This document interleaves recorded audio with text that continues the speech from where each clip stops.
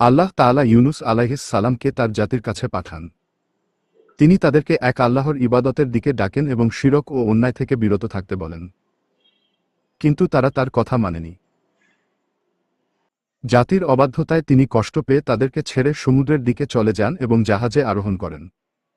সমুদ্রে জাহাজ যখন ভারী হয়ে যায় তখন জাহাজের লোকদের মধ্যে লটারি চলে এবং ৩ বার লটারিতে ইউনুস আলাইহিস সালামের নাম আসে। অতঃপর তিনি সমুদ্রে নিক্ষিপ্ত হন এবং আল্লাহর হুকুমে একটি বড় মাছ তাকে গিলে ফেলে। মাছের পেটের অন্ধকারে তিনি এই দোয়া পড়ে আল্লাহকে ডাকেন, লা ইলাহা ইল্লা আনতা সুবহানাকা ইন্নী কুনতু মিনাজ জালিমিন। হে আল্লাহ, তুমি ছাড়া কোনো উপাস্য নেই, তুমি পবিত্র, নিশ্চয়ই আমি অন্যায় করেছি। অতঃপর আল্লাহর নির্দেশে মাছটি ইউনুস আলাইহিস সালামকে সমুদ্রের তীরে পৌঁছে দেয়। আর ইউনুস আলাইহিস সালাম আল্লাহর আদেশে পুনরায় তার জাতির কাছে ফিরে যায় এবং তার জাতি আল্লাহর প্রতি ঈমান আনে। এই গল্পটি থেকে তোমরা শিখতে পারো, কোনো কাজে তাড়াহুড়া করা যাবে না। বিপদে থাকলে সবসময় আল্লাহর উপর ভরসা রাখবে। ভুল স্বীকার ও তওবা করলে আল্লাহ ক্ষমা করে দেয়।